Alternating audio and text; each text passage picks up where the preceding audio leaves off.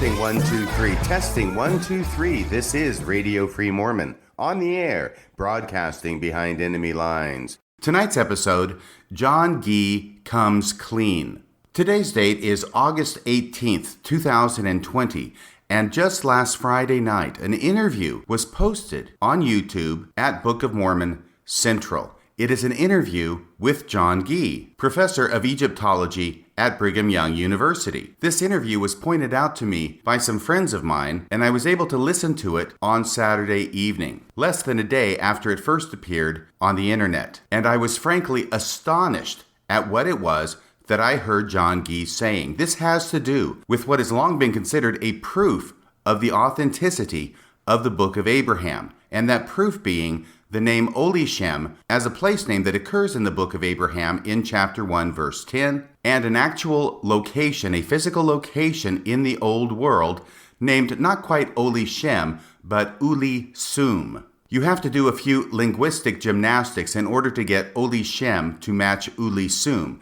But once you've done that, you have an actual name for a physical location as recorded in the Book of Abraham, matching an actual physical location in the ancient world. This proposal first appeared in print, to my knowledge, back in 1985 in a collection of papers titled Studies in the Scripture on the Pearl of Great Price. I actually bought that book and still have it in my possession, though it's in storage now. I cannot access it. But it was there that an author other than John Gee first pointed this out. He was a Latter-day Saint. His name was John M. Lundquist. He was not an Egyptologist, but he was an archaeologist. And that is where he published his article, situating the Book of Abraham in a plausible? Well, we'll get to that later. Right now, I'm actually reading from the article, The Plain of Olishem, on the Pearl of Great Price Central website, where they say it is a plausible ancient geographical and cultural environment in northern Mesopotamia. The reason this interview from John Gee last Friday night that appeared on Book of Mormon Central as basically an advertisement for the up-and-coming Pearl of Great Price Central website is that John Gee in that interview actually stated he did not think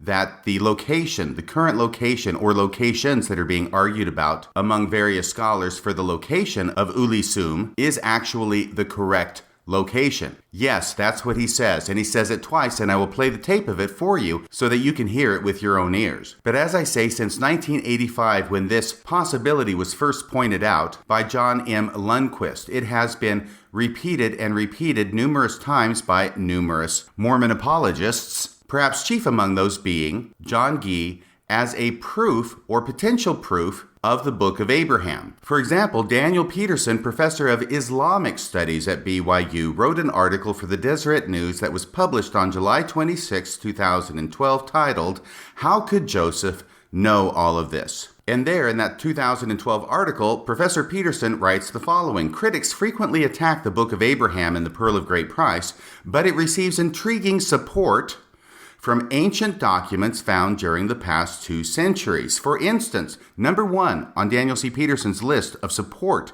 that the Book of Abraham receives from ancient documents is Olishem. For instance, it describes the plain of Olishem. That's chapter 1, verse 10 of the Book of Abraham. For instance, the Book of Abraham describes the plain of Olishem, apparently in the land of Chaldea. The Bible mentions no such place, but the name occurs in an inscription dating to about 2250 BC, and pointing quite correctly to northwestern Syria." That's what Daniel C. Peterson writes. So he echoes this proof of the Book of Abraham relating to the plain of Olishem in very strong terms. On February 10th, 2016, Michael Ash repeated this same argument in an interview with Julianne Hatton at Fair Mormon. This is the interview titled Faith and Reason, 64. Ur and Olishem. Michael Ash says the following, and here I'm going from the show notes. "Recent scholarship suggests that Ur might have been in northern Syria and southern Turkey." We'll get to the problem with Ur here in a second because it directly relates to the issue of Olishem. Recent scholarship suggests that Ur might have been in northern Syria and southern Turkey in a place known anciently as Aram Naharaim, which he says is in northwestern Mesopotamia in ancient times. Not coincidentally, he writes, not coincidentally, ancient Aram Naharaim was under the influence of Egypt. during the days of Abraham. An added layer of support comes from the book of Abraham's mention of the plain of Olishem, which apparently was a part of the land of Chaldea. While the Bible never mentions such a place, scholars have recently discovered an inscription of the name Olishem dating to about 2250 BC in northwestern Syria, just where we would expect to find it according to Joseph Smith. Now, this is already a bit misleading because actually the inscription of the name Olishem is not found. It is the inscription of the name Ulisum, which is found, dating to about 2250 BC in northwestern Syria.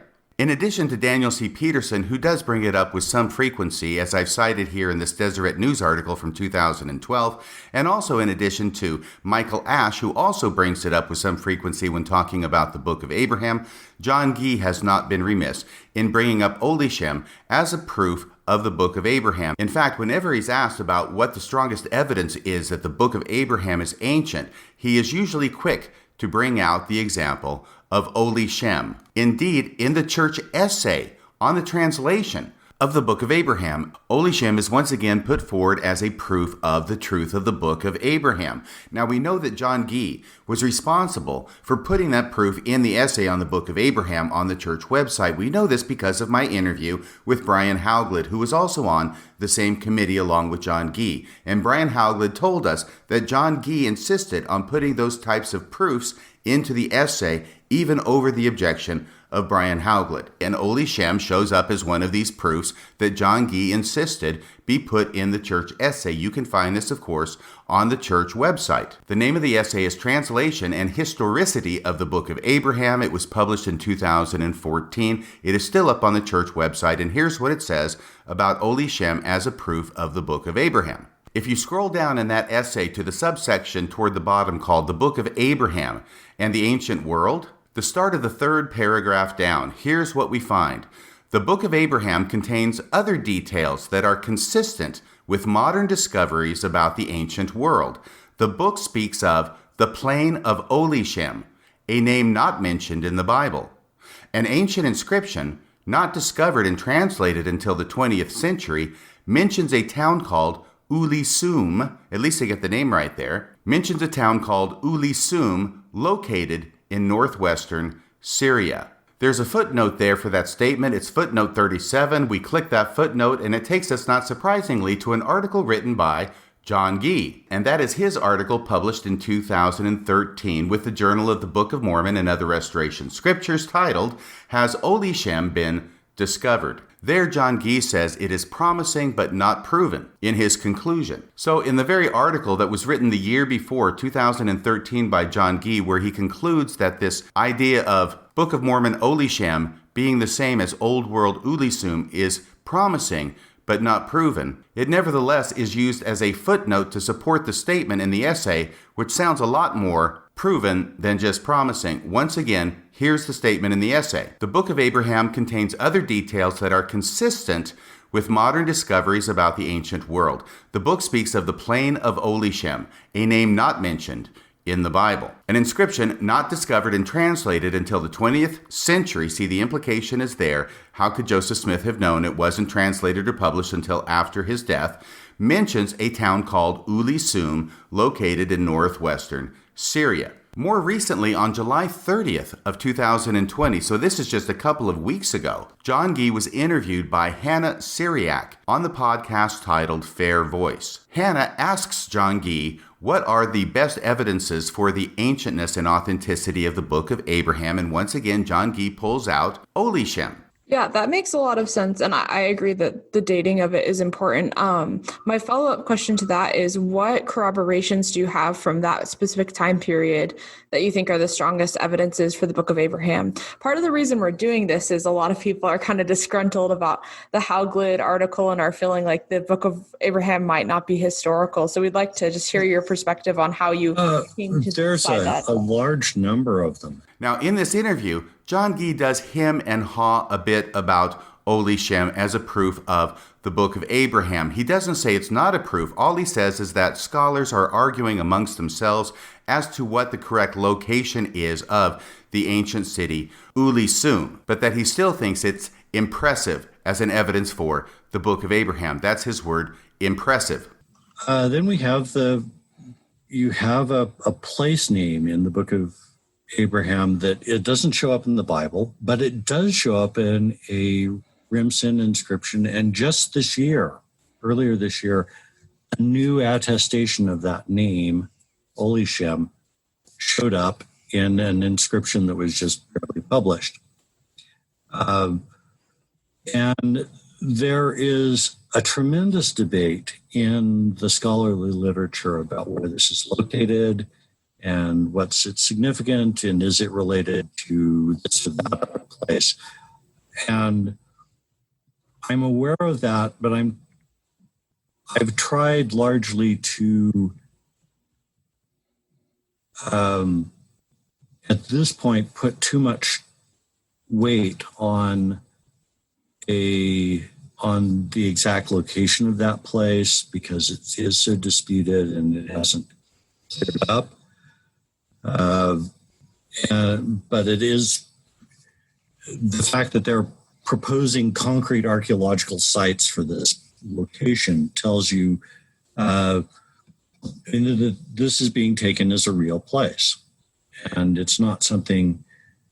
And again, it was 100 years after Joseph Smith, before any inscriptions really come to light, or nearly 100 years later. So once again, that's John Gee using Olishem as an evidence for the Book of Abraham in an interview that was published as recently as last month, the end of last month on July 30th, 2020. But the incredible thing is that by the time we get to last Friday, which was August 14th, 2020, John Gee has now changed his tune, or at least he's revealing more to us than he has ever revealed in public, to my knowledge, about the specific issue of Olishem and Ulisum. What he says is, in spite of the fact that all of these scholars are arguing about the correct location of this ancient city or place, Ulisum, he thinks that none of them, repeat, none of them, are the actual city mentioned, Olishem, in the Book of Abraham. This was so incredible to me that John Gee, in a fit of honesty apparently,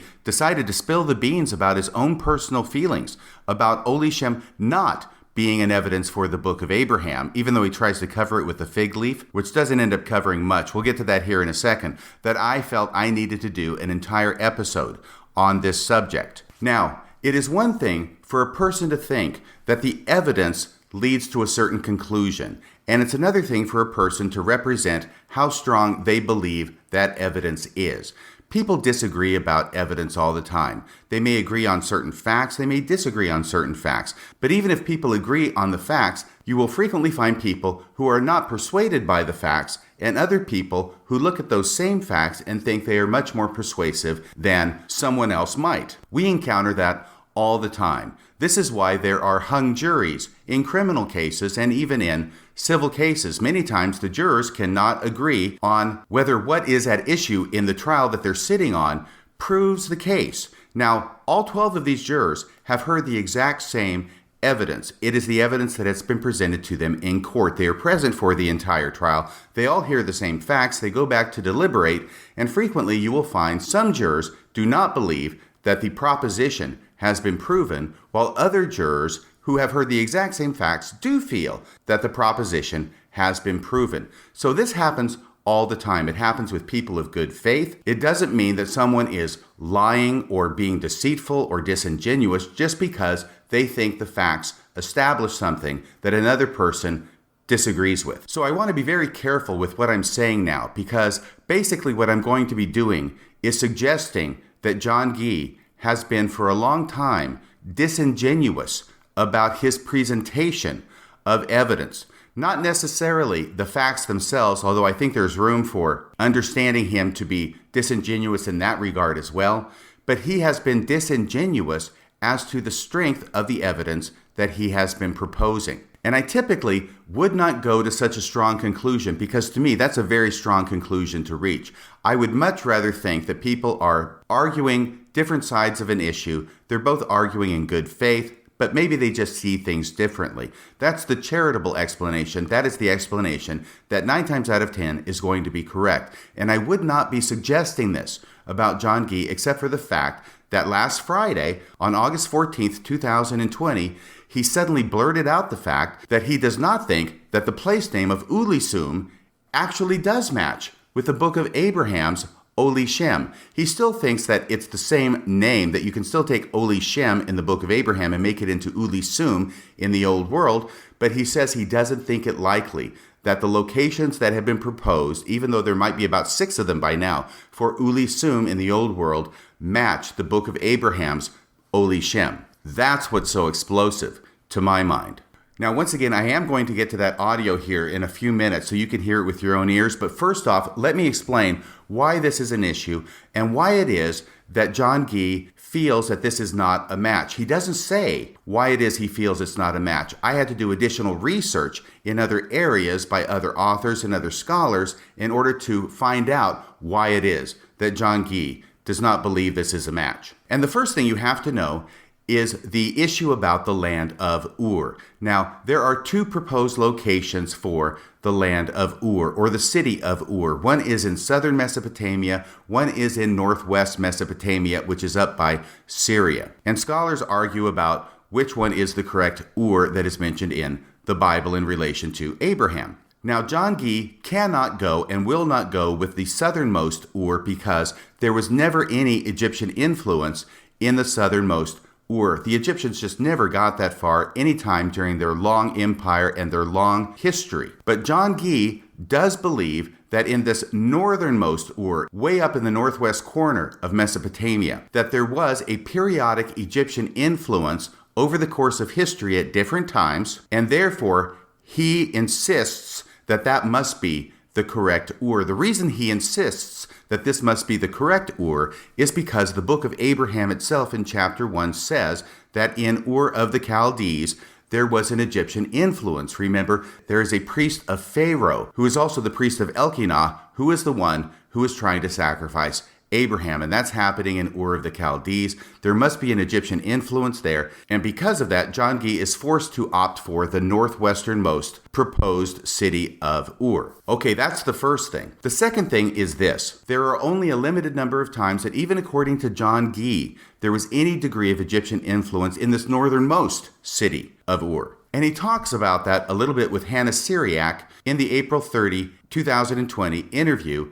at Fair Voice. And here he says that there are 3 times, but it's only the earliest time that could possibly even approach the time period during which Abraham could have lived. And he gives this as between 1860 and 1800 BCE. The next time he proposes is around the 1500s BCE, and then the third time is around 300 BCE. So those second 2 are way too late for Abraham, so it's got to be this one time between 1860 and 1800 when apparently the Egyptian ruler sent out some soldiers into this area according to John Gee, and they were there for only maybe around 60 years from 1860 to 1800. Play the tape. When you look at when Egyptians are up there, there's really only 3 time periods before the time of Christ when you have Egyptians up in that area.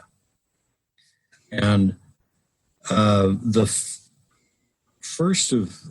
earliest of those is in the Middle Kingdom reigns between Sesostris II or III. Unfortunately, we can't tell yet at this point which of those it is. And we may never know. The inscription's fragmentary. So one of the Sesostrises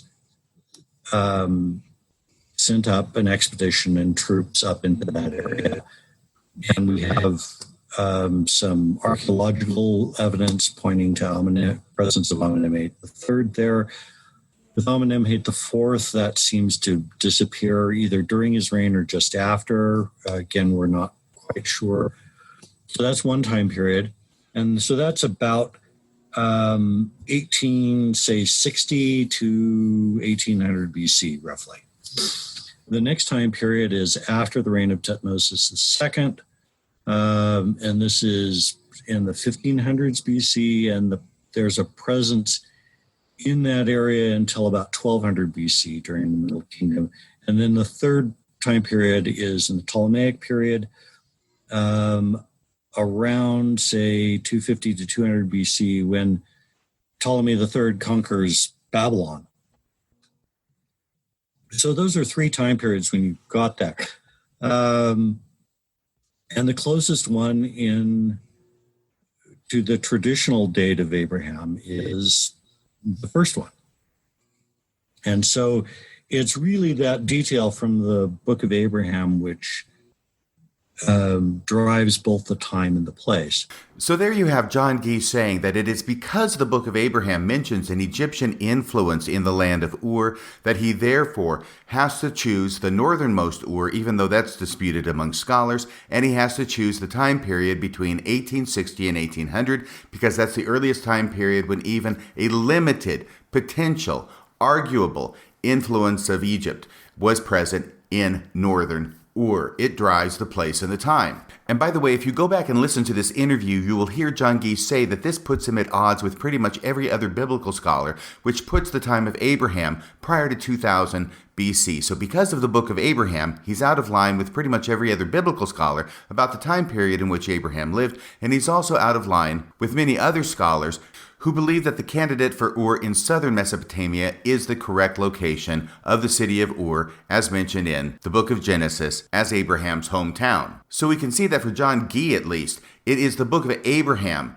that drives the scholarship, not the scholarship that drives the book of Abraham. As John Gee puts it, the book of Abraham drives the time and the place. Now, if you've been paying close attention, you will note that this inscription that names the place of Ulisum was dated to 2250 BCE. And according to my math, that's 400 years earlier than John Gee places Abraham at Ur, the northernmost Ur of the Chaldees. So already we've got a time discrepancy of 400 years. Now, John Gee does not mention this, and I think he does not mention this because it detracts from the point he's trying to make, or has been trying to make up until last Friday night, at least. But 400 years is a long time, even in the old world. In England, 400 years ago, Shakespeare had just finished writing all his plays and passed away. That's how long 400 years is. So we've got the name of a town or a place name mentioned in an inscription dated to 2250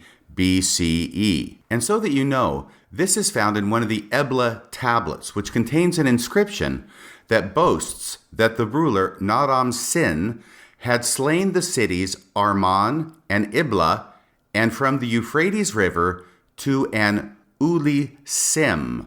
Alternatively, it is transliterated Ulisim, Ulisum, Ulisu, or Ulis. I note that it is never transliterated, at least by non-Mormon scholars, as Oli Shem. So that is the inscription from 2250 approximately that mentions the name of a place, probably a town, probably a city, Uli Sim. And this is in a long list of cities that are conquered by this ruler. And so because it happens to sound a little bit like Oli Shem in the book of Abraham, it was seized upon in 1985 as a possible hit for the book of Abraham. So once again, getting back to the time problem, we've already talked about the word problem. It's sort of like Oli Shem, but Ulisum is not a direct hit. You have to do some linguistic gymnastics, as I mentioned before, in order to transform Ulisum into Oli Shem. It is also in the wrong time. It is 400 years too early for when John Gee places Abraham as living as recorded in the book of Abraham. Now,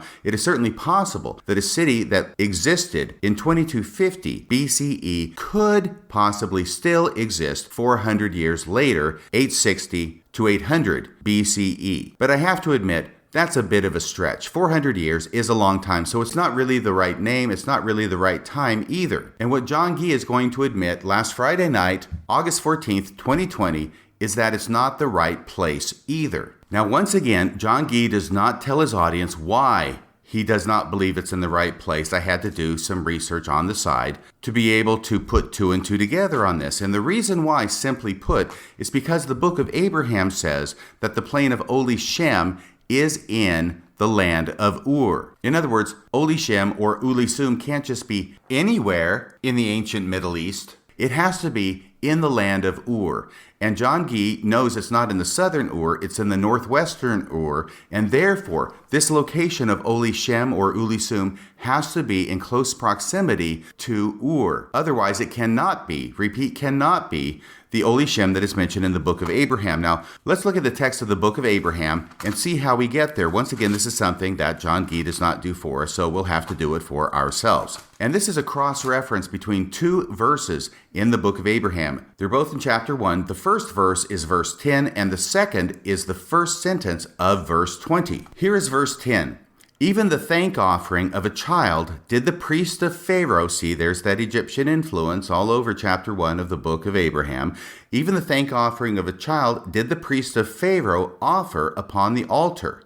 And where was this altar located? Well, verse 10 goes on to tell us, which stood by the hill called Potiphar's Hill at the head of the plain of Oli Shem. That's where Oli Shem comes from. It's mentioned as a plain, not a city, not a village, but the plain of Oli Shem. Now, John Gee supposes that if a plain is named Oli Shem, it must be named after a nearby city. That much, I think, is speculation. I'm not sure that he's willing to go as far as to say that Potiphar's Hill has to be named after a nearby city called Potiphar, because Potiphar is hopelessly anachronistic in this context, as Robert Rittner talked about in our 13-hour interview with him. But verse 10 is clear that the plain of Oli Shem is in close proximity to Potiphar's Hill. Once again, the hill called Potiphar's Hill at the head of the plain of Oli Shem. Now go to verse 20, and you'll see verse 20 places Potiphar's Hill in the land of Ur. This is what it says. Behold, Potiphar's Hill was in the land of Ur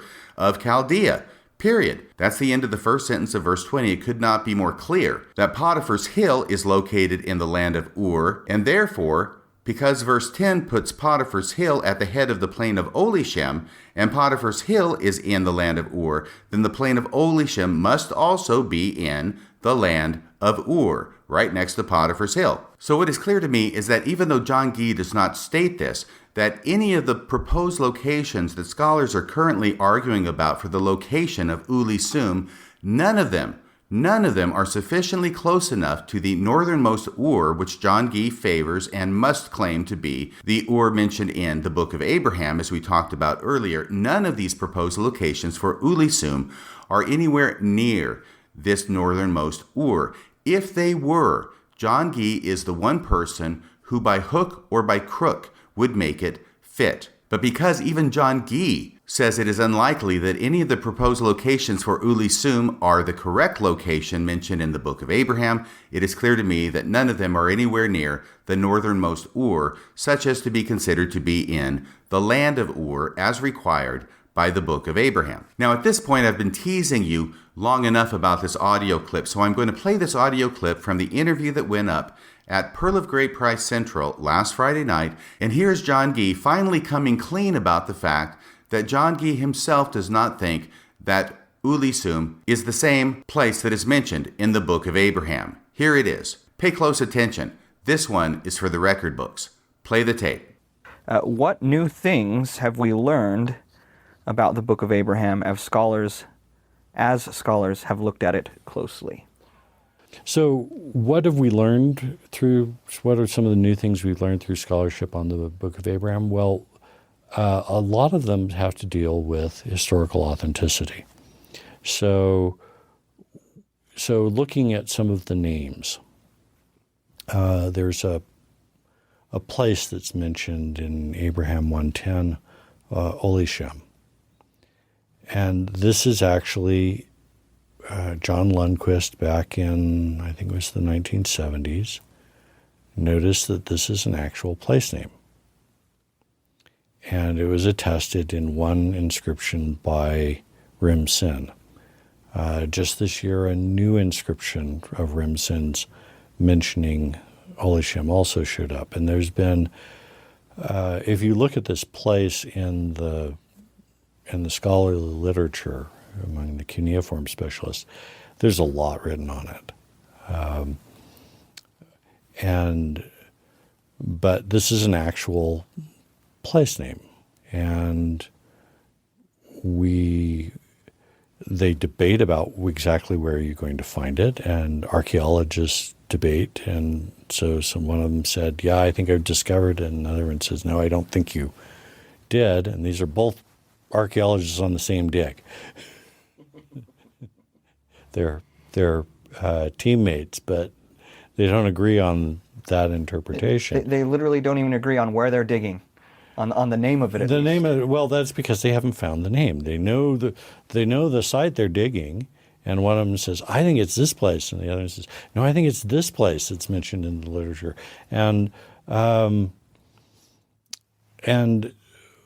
But if they do find the place, and you've actually got an archaeological site, what does this tell you about the Book of Abraham? So while I was cautiously optimistic when this first came out, and although I don't think that I think it's unlikely that that's the correct location. The mere fact that you got a location and learning about that particular location let me see certain things about the text of the Book of Abraham that I hadn't seen before. Because this site is located on a plain. So in the Book of Abraham, it talks about this being on the plains of Olishem. And it's the largest mound on that plain. Now, maybe the plain is not the right plain, but thinking about it as if we're looking for it, we should be probably looking for a plain that has a very large mound in it that serves as the largest city in the area and dominating the other cities, and that those plains are named after it because it is the largest location there. And I wouldn't have been thinking along those lines if I hadn't had to confront the archaeological arguments that were made. And even if I am less inclined to think that they're accurate right now, that that's the right place, it's still going to be something like it. And so even in this case, what may be a false clue is still useful in understanding the text and seeing it as a real place. So not once but twice does John Gee actually state that he does not think it likely that any of the proposed locations for Ulisum are the Olishem mentioned in the Book of Abraham. They are all in the wrong place. None of them are close enough to northernmost Ur to make it match the Book of Abraham. So what does this mean?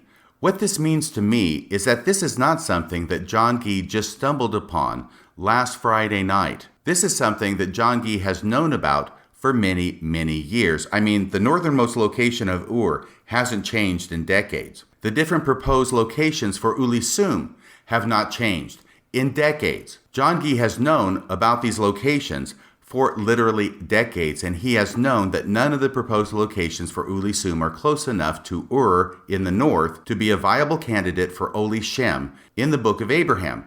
And yet, every time that I can tell when John Gee is asked what are the strongest evidences for the Book of Abraham, boom, first or second out of the chute is going to come the plains of Olishem. Why does he do that? Why does he cite to Olishem as an evidence for the Book of Abraham when he knows that it is not an evidence for the Book of Abraham, when even in his own personal opinion, the Ulisums that have been proposed do not match the plain of Olishem mentioned in the Book of Abraham? And this is where we get to the nub of the matter. The reasonable answer to me is that John Gee, even though he knows and personally believes that Book of Abraham, Olishem, is not Ulisum as proposed by all these different scholars, he is nevertheless willing to put it forward as an evidence of the Book of Abraham. He knows it's not an evidence of the Book of Abraham, but he's willing to put it forward as an evidence of the Book of Abraham anyway. And once again, John Gee is the one who was responsible for putting Olishem as a proof of the Book of Abraham in the church essay on the Book of Abraham. And it is likely because of John Gee's penchant to do this over and over again that accounts for why it is that Daniel C. Peterson cites to it in 2012 in the Deseret News as an evidence for the Book of Abraham, and why it is that Michael Ash cites to it in 2016 in his interview with Fair Mormon as an evidence for the Book of Abraham. And so personally, me as an apologist for many, many years throughout the 1980s and beyond, and being very aware of the repeated usage of Oli Shem as an evidence for the Book of Abraham, I now listened to John Gee last Friday night in this interview, and I am absolutely floored. I cannot believe that the one individual, the Egyptologist, who has made this evidence of the Book of Abraham so popular and so widespread among apologetic circles, is now actually coming clean and saying, I don't really think it's an evidence at all. It's as if he's been saying for the past decades that Ulisum is the wrong name, it's in the wrong time, and it's in the wrong place, but other than that, it's a bullseye. But this isn't the only time that John Gee has been caught overinflating the strength of the evidence beyond what he really believes personally the evidence shows.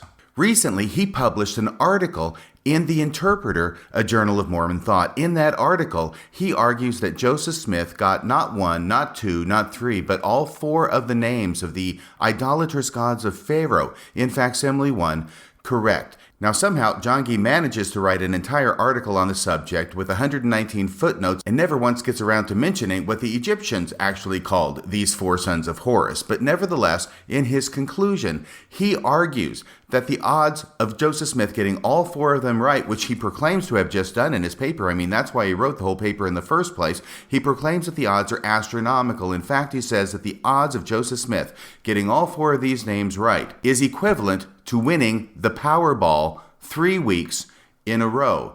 And Hannah Syriac, the interviewer at the Fair Voice podcast that went up on July 30th, 2020, is very taken with this article and asks John Gee about it because she wants him to expatiate on this incredible article, this incredible proof, this proof beyond a reasonable doubt, this proof beyond a shadow of a doubt that John Gee has just written and published in The Interpreter to prove that the Book of Abraham is true. And Amazingly, John Gee's response is not to launch into a discussion about his paper and to once again repeat how it proves conclusively the Book of Abraham is true. No, instead, he backs off. He backs way off. And instead of talking about his paper, instead he starts talking about how we're not really here to prove the Book of Abraham is true. We're just trying to create plausibility for the idea that maybe it could be true. Well, this is definitely not, repeat, not what John Gee did in his paper. He proved it was true beyond any shadow of a doubt, but now all of a sudden he's backing off and wanting just to say, oh, it's plausible. This is another instance, I think, in the Interpreter article where John Gee is puffing up the evidence far above and beyond what it is that he really thinks the evidence shows. What he really thinks the evidence shows is plausibility, at least on the Fair Voice podcast with Hannah Syriac, but when he writes it, no, this is proof beyond a shadow of a doubt. Here's the audio clip from the interview with Hannah Syriac, so you can hear what it is I'm talking about. Play the tape. Yeah, I totally agree with you there. And I found your article in the Interpreter Foundation's journal really quite compelling. It was one of my favorite reads. Could you speak a little bit about what you said about the four idolatrous gods in that article? Oh, the four idolatrous. Well, so let's back up and talk a little bit about, so scholarship can't prove that a document is historically authentic. They can prove that it's not authentic, but they can't prove that it is authentic. And people come in with artifacts to me all the time and want me to authenticate them. And the best that I can do is say that this is consistent with an authentic artifact. I can't say that it is authentic. But I can point out this is a forgery, or this is a modern reproduction, or something like that. And they're always a little disappointed when I do that, but that's what scholarship does. You can either say, this is consistent with authentic, but you can't say that it is authentic when somebody just brings you in this artifact. And that goes with So if you bring in a text like the Book of Abraham, we didn't discover this on archaeological dig. We don't have the original text to test it on. All we can say is it consistent with an authentic document and with material from that time and place? So what we're not establishing is we're not establishing historical authenticity. We're establishing historical plausibility. This fits in with that. So that's the basis on which this article deals, where I look at, are the names of the various gods in the Book of Abraham, do they match with the time and place of Abraham? And that's a little hard to do because we have very little material from Abraham's time and place. There is a dispute about where to put Abraham, both in time and place. And because my viewpoint isn't what most biblical scholars would say on it, and it's not that I don't have my reasons for it, but I generally have to lay those out briefly at the beginning of any time I talk about it, is to say, this is where I place Abraham in time and in space so that we can know what it is we're comparing it with. So there are biblical scholars who would place Abraham in southern Mesopotamia before 2000 BC. And that's their time and place. And so if you're looking for comparable material, you're looking at Ur-3 economic texts that are written in Sumerian and other material from that area. I place Abraham in a different time and place, so I'm looking at different material. Okay, that's enough of that. But you can see that John Gee is doing anything but saying that his article proves that the Book of Abraham is true the way he does in the article itself. Now, let me go to that article so I can show you that I'm not making this up. This article, written by John Gee, went up on The Interpreter, a journal of Latter-day Saint faith and scholarship, on July 17th, 2020. That is 13 days before July 30th, when the interview with Hannah Syriac first appeared. So less than 2 weeks before this interview. This is what John Gee is writing in his article titled The Four Idolatrous Gods in the Book of Abraham. First, at the top of the article, in the abstract, here's what's written. Although unknown as deities in Joseph Smith's day, the names of four associated idolatrous gods, Elkanah, Libnah, Mamachra, and Korash, mentioned in the Book of Abraham, are attested anciently. Two of them are known to have connections with the practices attributed to them in the Book of Abraham. Now get this, the last line of the abstract at the top of the paper. The odds of Joseph Smith guessing the names correctly is astronomical. So he spends the entire paper showing how Joseph Smith got these names correctly. And this is what he writes in his conclusion, the final paragraph of his paper. What are the odds of Joseph Smith guessing right? He asks. Then John Gee goes through a number of mathematical calculations and then writes in conclusion that his calculations give us, quote, a very rough estimate of the chance of randomly putting together syllables into four correct ancient deities' names of 1 in 6.62 times 10 to the 22nd. These are the odds that John Gee calculates are the odds of Joseph Smith getting these names right, just by luck, 6.62 times 10 to the 22nd.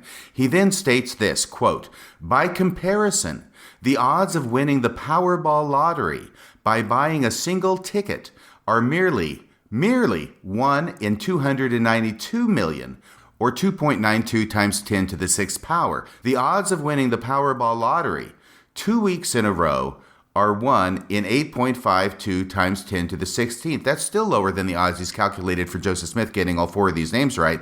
And so then he states the odds of winning 3 weeks in a row are 1 in 2.49 times 10 to the 25th power. Though only a crude calculation at the odds, it gives some idea how difficult it would be for Joseph Smith to simply guess correctly. So there, John Gee is setting forth in his paper that was published July 17th, 2020, an absolute slam dunk proof beyond any shadow of a doubt that Joseph Smith did not guess correctly, but actually this is a home run for the Book of Abraham. And yet when he's asked the specific question about his article by Hannah Syriac in the interview 13 days later on July 30th, suddenly he's all hemming and hawing and backing and filling and talking about we're not arguing for actual authenticity, we're just arguing for plausibility. I suggest this is another instance where John Gee has intentionally and knowingly overstated his case for the evidence for the Book of Abraham in the pages of the Interpreter Journal. So in this interview with Hannah Syriac, John Gee begs off talking about his Interpreter article about the four sons of Horus, which proves conclusively the case that the Book of Abraham is authentic, and instead starts talking about Olishem, of all things, which a couple of weeks later in another interview, he's going to admit he doesn't even believe is a hit for the Book of Abraham. And then he starts talking about Shiny Ha. He goes to Shiny Ha. Excuse me, Shinaha. There's this term Shinaha in Abraham chapter 3, which is said to be the sun. That occurs as a term in Egyptian astronomy for the path of the sun around, which what we would call the ecliptic, but it's the path of the sun across the sky. And it's attested from the time of the pyramids until Abraham's day. And soon after that, disappears from Egyptian literature. And so this is an attested term, Egyptian term, and it shows up in the Book of Abraham in the sort of as an Egyptian astronomical term, and it's used in the Book of Abraham. That's a remarkable thing to try to pluck out of the air and then have it validated. And we heard from Robert Rittner that Shiny Ha never appears in Egyptian. What John Gee appears to have done is take two words that are nominally Egyptian that never appear together as a single word in Egyptian, that in the Egyptian corpus are never found even within 10 words of each other in Egyptian, but he's taken a piece from here and a piece from there, he's stuck them together, but even then it doesn't mean sun. Remember, Shiny Ha in the Book of Abraham is interpreted as meaning sun, i.e. the sun in the sky, S-U-N. But according to Robert Rittner, it means the path of eternity, or something like that. Well, the path of eternity now in this new word that John Gee has created, he interprets it as the ecliptic of the sun, i.e. the path that the sun takes across the sky. And from the ecliptic of the sun, now because it has sun in it, he goes from the ecliptic or the path of the sun to the sun itself. So these are the steps that John Gee has to go through to make Shiny Ha in the Book of Abraham end up meaning sun. You can see he has to go through at least 4 steps of separation